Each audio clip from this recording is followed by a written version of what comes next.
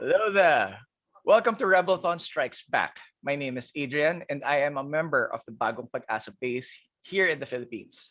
Rebelthon is a webathon put up by the Rebel Legion to benefit UNICEF's emergency COVID aid. To donate, you may go to the link flashed on the video description or popping up in the comment section anytime you're watching this interview. In these desperate times, all we have is each other, and we thank you for your help. Joining us here today is Morgan Elsbeth herself, the magistrate from season 2 of The Mandalorian, Miss Diana Lee Inosanto. Hi, Diana. Hello. Hi, everybody. Kumusta? Hello. How is everybody? Is everybody doing okay during these harsh times? Everybody hanging in there? Yeah, I guess we're all on the same boat. Yes. We're all dealing with this Truly. pandemic the only way we could. Well, how are you? I am hanging in there during this pandemic. It's moments like this, though, that give me hope, because isn't it wonderful that we have technology to keep us connected and to where we can support each other. And I love what you guys are doing. This is really important, or as the show says, this is the way, about really being, willing to step up to the plate and help each other out. And I love the fact that you guys are donating to UNICEF. So kudos to you guys. So thank you for being such amazing people. Well, thank you for gracing Rebelthon. We're really honored to have you here. I feel very honored, and thank you. So I feel honored in many ways, and thank you so much. All right, so let's talk about Star Wars, because that's the obvious thing we're here for. Right. So, not another thing, but Star Wars, definitely. So, can you share the story of how you got the role of the Magistrate in The Mandalorian? Oh, wow. That's how long do we have? How long do we have here, Adrian? So let me explain. Many years ago, I decided to throw my name in the hat as far as trying to be an independent filmmaker, because I kind of felt my career was not going in the direction I wanted it to in Hollywood. I was already a successful stunt woman, but that was never the original calling for me personally. I wanted to be an actress, and I wanted to also create stories. And my mother reminded me that my godfather, the late Bruce Lee, had to also shape his path, because Hollywood hasn't always been kind to people of color. And when I say people of color, I'm talking from Asian Americans, of what we say Filipino Americans, to African Americans. I have found that it takes people to step up and say, you know what, we have to create our own story. So I wrote, I directed, I produced along with my partners, and decided that I had to star as well in my own film. And that at that time it was called The Sensei. And it was just this little indie film, and it actually did pretty well, despite the fact that it was released during the Great Recession. Talk about different major, events happening globally. And, it did okay. I mean, it was the good thing was one of the first digitally released indie films. But, I just thought, oh goodness, it's just not maybe it's just not in the cards, because I didn't get an immediate rollover in as far as having a career. I did little indie film projects here and there. And as I got older, I just found like, maybe I just need to focus more on martial arts, since that is, for me, culturally, my heritage. So lo and behold, I get a call in late 2019 from my manager and producing partner named Tarek Heitman, who said, by the way, we love Star Wars, right? I'm like, of course, because we always had this tradition of buying each other Star Wars gifts every Christmas, right? And he goes, well, how did you feel about auditioning for The Mandalorian? And I'm like, get out of town. Who knows me from, Star Wars or the Mandalorian universe? Get out of here, right? And he went on for 5 minutes. Like, he goes, no, I'm not joking. I just got a call that the producers want you to come in and read for this role. And they didn't tell you at that time what the role was. I just knew somehow that it was Mandalorian. And I'm like, oh my God, of course. And I had to sign an NDA. And they gave me some sides, and it's all disguised. You would never know in a million years that it's part of the Star Wars universe. And oh my gosh, you want to talk about praying and hoping. And I, Oh 24 man. hours around the clock, I was rehearsing my lines. I was researching everything, you know, outside of the movie industry. I mean, movie universe of Star Wars. I was going into the graphics, the books. I was trying to do everything I could to expand my horizons on this universe, you know, in areas that I didn't maybe even know before. And I went in, I auditioned. I certainly had to meditate before I walked in because my heart was beating 100 miles an hour. And several days later, I get a call from my manager going, you got it, you got the job. And I literally cried right then and there. I was just over the, you know, the moon about, you know, having this moment. But to be honest with you, Adrian, I didn't know if this was what kind of acting role this was. You know what I mean? Because they don't let you know. Everything is so secretive. And I wouldn't know what my role was or who this person was until about a month later. And I get a call to go on the set the following, you know, with only 24 hours notice. And I knew it had something to do with Rosario Dawson. That's all I knew. And that maybe I was supposed to work with the stunt team. So I thought, oh, they want me to, you know, draw on my stunt roots. So maybe this is more of a stunt role or stunt acting role, right? And I get to the set, and lo and behold, I had Jon Favreau there to greet me. and, Wow. and it was just incredible. And he gives me this amazing tour, and he takes me through the volume, which I was I just stunned by the volume. It's like NASA in my eyes. You know, it was just, I've never seen this kind of technology ever in my life. And I was on a lot of big shows, you know, coming up the pipe in Hollywood as a stunt woman. And then he brings me to Dave Filoni and introduces me. And of course, I know who Dave Filoni is because of my children. We've watched the Clone Wars and all the different animations through the years. And at that point, I still don't know anything about how or why I'm there. I know nothing. And then Dave Filoni kind of looks at me. And by the way, Robert Rodriguez was there too, as well, which was ironic. So that was a whole other thing. But anyway, I'm just going, these are the movers and shakers of creativity. And Dave was so gracious. He goes, I'm sure you're wondering, you know, how we found you here. And I'm like, yeah, you know. And he goes, I'm sure you're having a brain meltdown at this point. I'm like, yeah, you know. Like they've seen it happen over and over again with other actors. Yeah, because it'd been a month since I was told I was going to work at this, but I knew nothing of my role. And he goes, well, you know, we really wanted to find somebody. He explained to me how, you know, how a lot of fans said that Rosario Dawson would be amazing for the character of Ahsoka. And it with just one name, with one word, Ahsoka, I'm like, oh my God, I knew telepathically, he was telling me, you're going to fight Ahsoka. And I knew who Ahsoka was. Oh my God, I knew who she was. And I'm like, oh, and Rosario's going to play her. And I had met Rosario once briefly as a stunt woman years back when she did Rent. So I was so excited. And then but I was still curious to know how the heck they found me. And he goes, well, we knew we wanted to find an authentic martial artist, but somebody also that could act. And he went on Google and he looked up women martial artists, and I guess my name came up and my photo came up, and he goes, oh, this person looks interesting. And he clicks, and it led him to the trailer to my movie, The Sensei.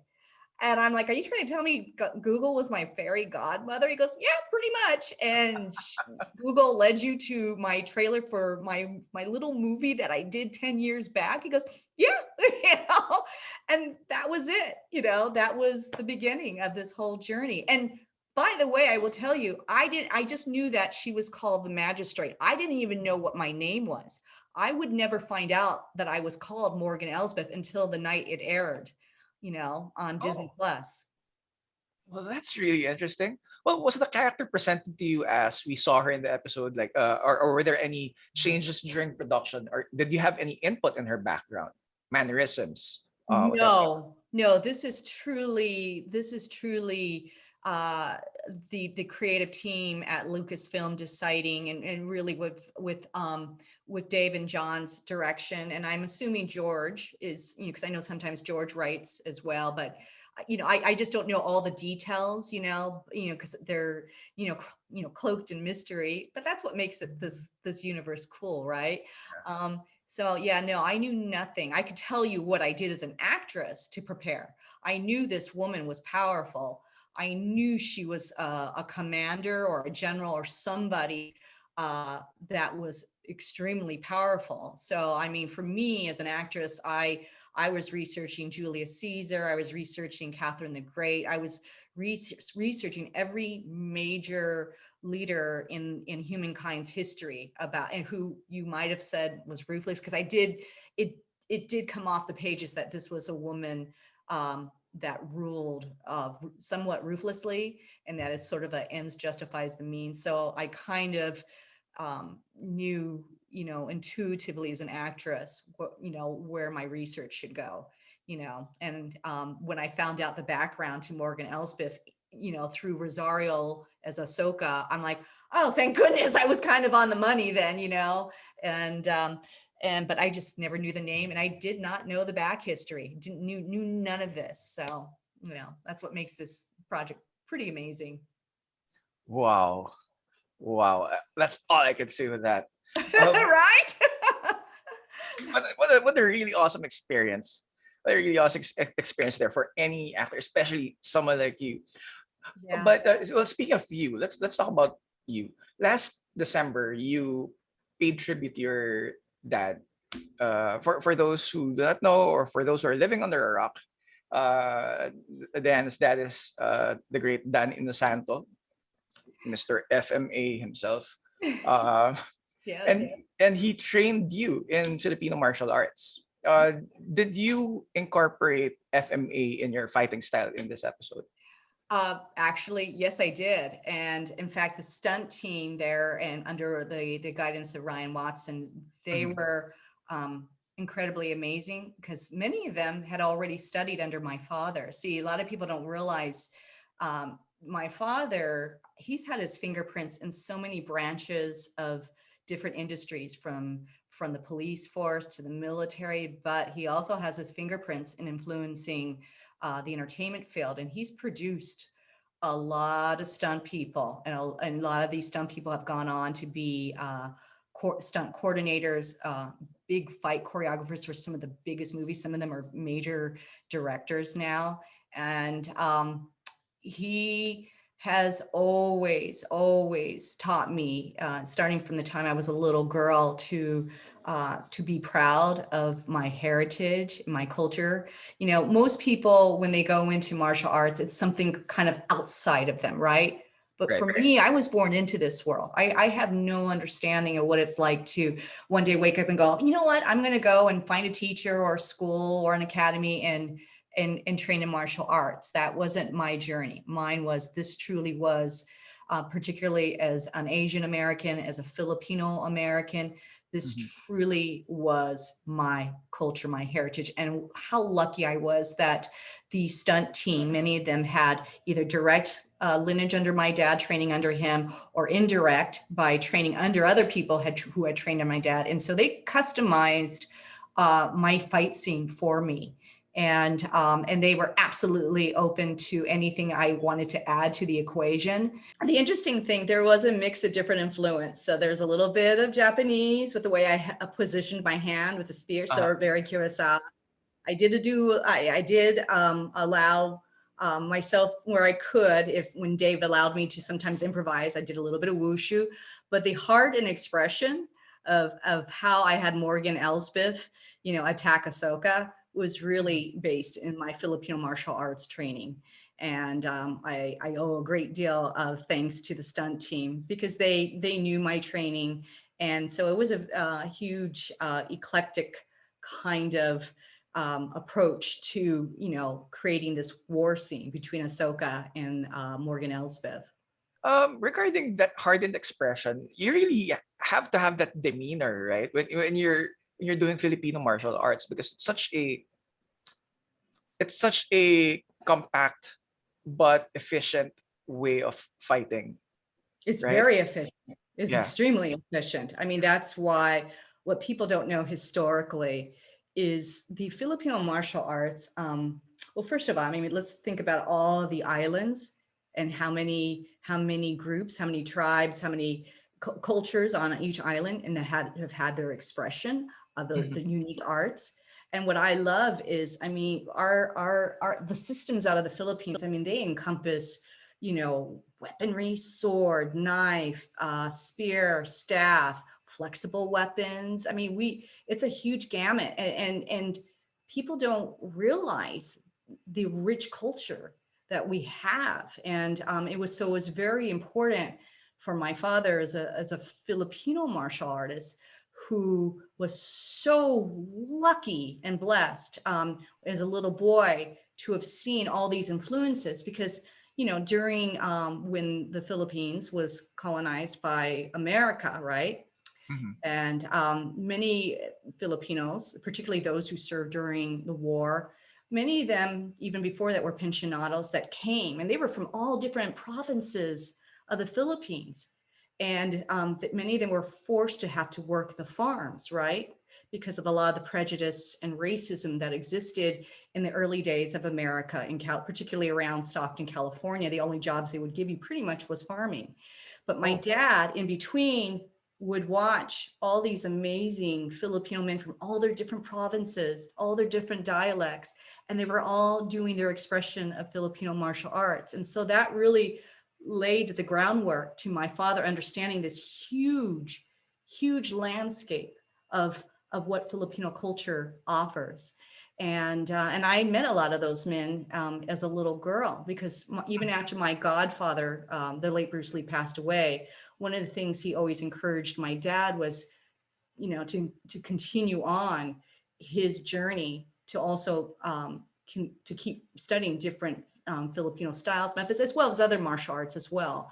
And so I was really lucky that I got to see a lot of these men, and many of them were good friends of my grandparents in Stockton, California, which was known or nicknamed Little Manila in America.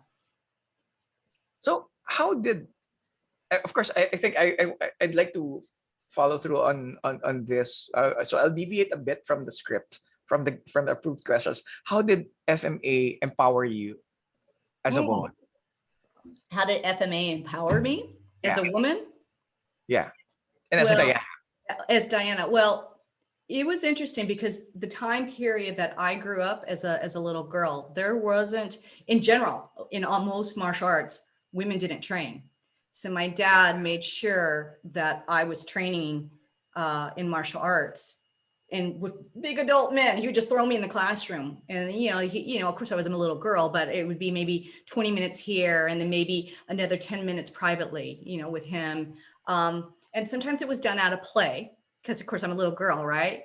Sometimes it could be in a Chinese restaurant. He would put like a fake butter knife, and he said, okay, learn how to disarm this. I mean, everything was always a game, and so he knew. Parenting tips.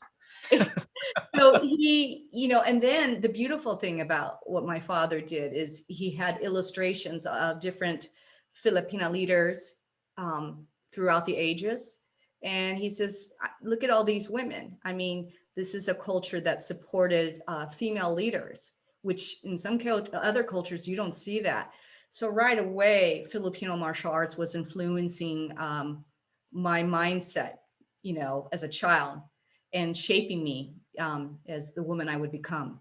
So I was very lucky to have that. And then my goodness, I have a lot of strong female Filipina relatives, from my grandmother to my great aunts, and they were spiritually, in my opinion, women warriors, so they Mhm. always taught me to be strong and to look at any kind of adversity as a challenge, not as something to bring me down. Because they, as Filipinos in America, they had to be strong. They had to endure a lot of racism back then. It was really tough. Well, speaking of your dad, in previous interviews, you mentioned that at one point you and your dad trained with plastic lightsabers. Can you tell us more about how that went? And what was the important lesson you learned during that time that you carried forward in playing the magistrate? Well, it was really cool. So in 1977, my dad had his first real international seminar, and it was in Aspen, Colorado.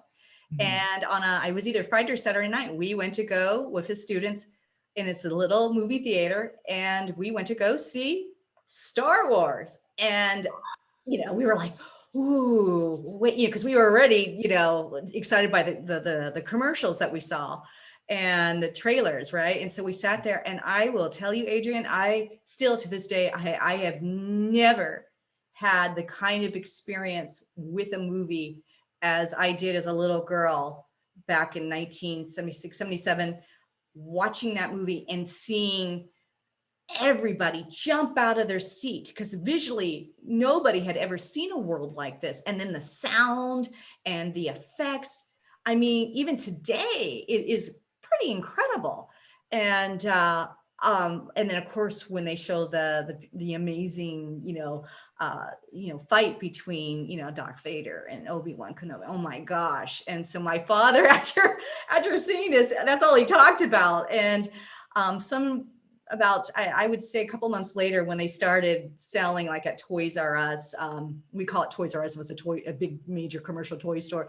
They had these plastic lightsabers, but he would talk about, oh gosh, if they did this kind of fight scene, like a double scene, like Ahsoka, right? And he goes, look, honey, and he would get two, plastic lightsabers, and he would come at me, and he would teach me Filipino martial arts with these things. So talk about foreshadowing into Yeah. the future with Rosario, with her character of Ahsoka. I remember being on the set going, this is so weird and strange. It was almost like deja vu for me because Yeah. it brought me back to my childhood with my father and him trying to teach me, So Did you there you find go. it hard not to smile when you're doing your scenes? I think it was, yeah, for both Rosario and I. Considering it threw you back to that time. So Yeah, it did.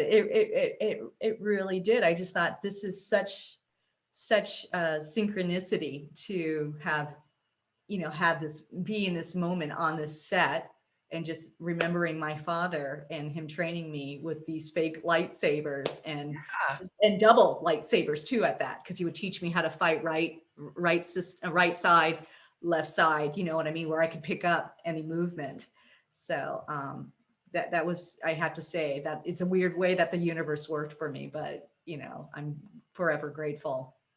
Really, that's really wild. It is wild, right?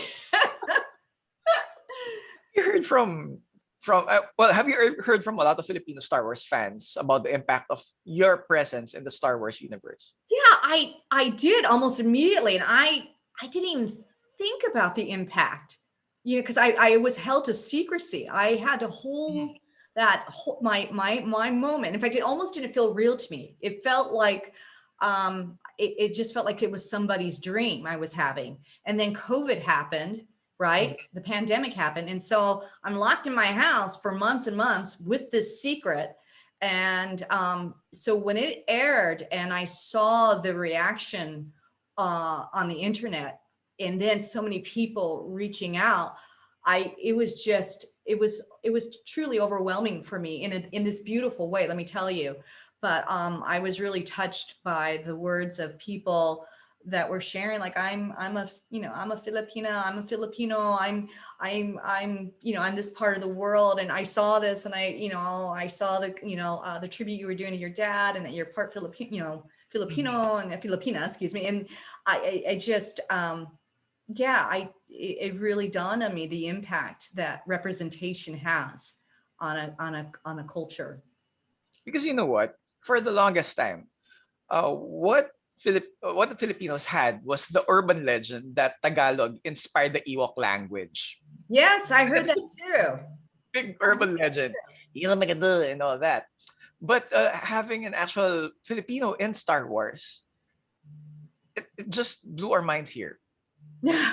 So Yeah, mine too. Trust me. Let me tell you. And now we could finally see ourselves represented in Hollywood through It's you. So important. It's important, and it's one of the things that led me to become a producer and a writer and director too, is because we had to share our stories. Do you know what I mm, mean? And to that part, stories on film or on books or through animation or whatever creative channels you can think of are important, because it's a way of sharing, the richness of our culture, whether it's symbolically in a galaxy far, far away through martial arts, right? Or right. in stories, real life stories that we can share, and it's kind of one of the reasons why I've been working hard lately on pushing a project about, believe it or not, about my father when he actually trained the Dallas Cowboy football team here with the NFL and introduced the first program into the NFL. And a lot of people don't know that. There's a lot that we have had to contribute to society and to humanity. All right. I have a personal question. I am a person in his early 40s who still dreams of, you know, You trying look, to do I would never think you were in your 40s, by the way. You look like, like late, well, as they say, Asian no raisin. So, right? eh? So yeah, as a person in his early 40s who still dreams of trying arnis and maybe FMA or both. As a practitioner yourself, what is the most important thing I should remember going in? Be kind to yourself, first of all. I mean, that's, it's hard to learn a system all in one day. You know what I mean? It's years and years, but, Right. come into it with an open heart. I'm sure you've heard the saying from my godfather, empty your cup, you Mhm. know, and I know from my father when he was, as a young man, he would have to learn from different Filipino masters and teachers, and they all had their different unique ways of expressing their system or their style. Mhm. And he respectfully would, anything he was taught maybe from the previous teacher, he would set that aside and make sure he just kept an open mind, and then he went on to the next one. And yet when you go to his school, you'll see on the walls that he gives absolute honor and tribute to every instructor and teacher that he's learned from, because collectively when we come together and weave all that knowledge together, it allows for something beautiful. And so I would say just keep an open mind, empty your cup, and listen, and be kind to yourself, because it takes time sometimes to learn. And it's interesting because you'll see some people that are really good. I can say this as somebody that used to teach in Europe and across the country, here in the United States and in Canada. You'll see some people that are great, with empty hands, right? They're really great at boxing, right? Mhm. And that maybe it takes them a little time to learn weaponry. And then I've seen people who are amazing at weaponry, but maybe the ground game or their empty hand game, it takes time. So that's the beautiful thing about martial arts, is there's a whole landscape to it. I will remember that every time an arnis stick hits my head. Keep an open mind. Keep it. Ah! Yeah, maybe try not to hold it too close to your head, but Yeah, because this is bad. And there's different systems that have different ways of, of teaching how to hold a weapon here or here Course. or here, all here. So, Yeah. it's fascinating, and they all have their place. Right, right. All right. So if there has to be no, sorry, let me rephrase the question. If there will be more plans for Morgan Elsbeth in the Star Wars universe. I don't know, right? Lucasfilm people. No, Right? again, you don't Lucasfilm and need to finish Disney the go, question. we like Obviously, Morgan. obviously, you would want to repeat your role, right? What's that? Obviously, you would want to return to your. I was about to ask if you would want to return to your role, but I guess you answered it.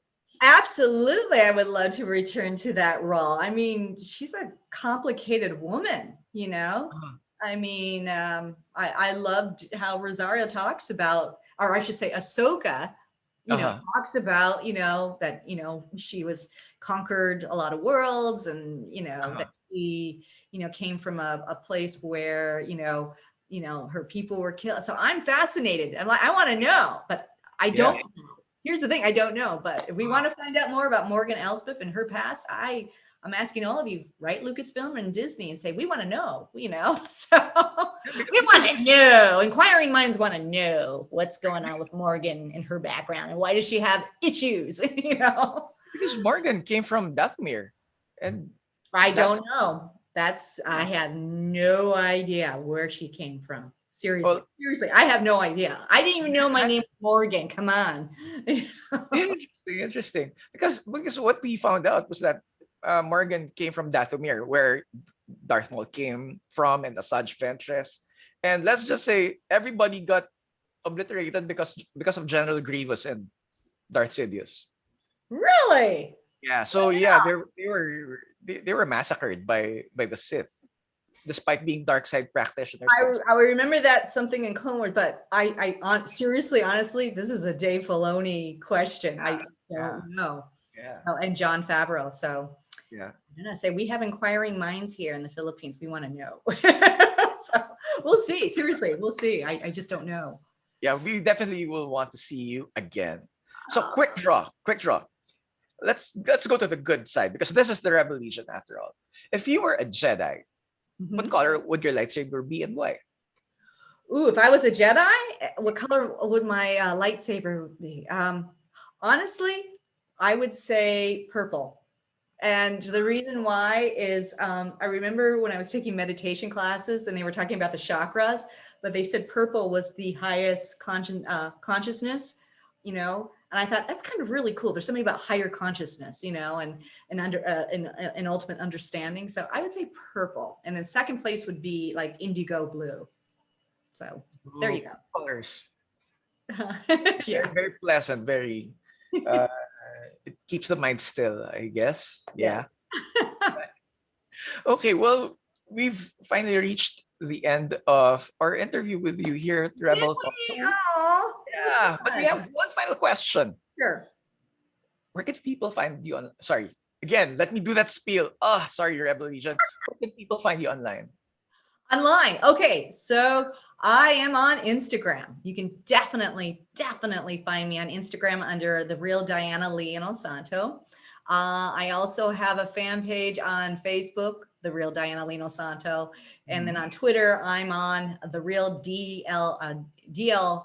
So I'm there. So those are the 3 places you can find me. Awesome. Would you like to give a special shout out to all our kababayans out there? Oh my gosh, thank you so much. And thank you for being such awesome Star Wars fans. I mean, that's what makes this universe so special for me. It's the fans and their passion and love and dedication to this universe and all its amazing stories. So thank you, you guys. Thank you for the support. Seriously, it means a lot to me. It really does. And my family, we've all been enjoying the love. So thank you. So may the force be with you guys. And may the force be with you too, Diana. Thank you very much for gracing Rebelthon. Thank you so much. Yeah. And we're definitely looking forward to seeing more of the Magistrate in the Star Wars universe. Yeah, so let Lucasfilm, let Star Wars, let Disney know if you like Morgan and you want her back. Let them know. So Rebelthon is of course brought to you by the Rebel Legion and International Star Wars Costuming Organization. We're the good guys. And Rebelthon is being held to benefit UNICEF's Emergency COVID Aid Fund. Thank you again, Diana. That's awesome. This is the way. That's right. Help UNICEF. This is the way. Thank you. Right. And this is Adrian from the Bagong Pag-asa base here in the Philippines. Enjoy the rest of Rebelthon. All right. Salamat. Thank you, everybody.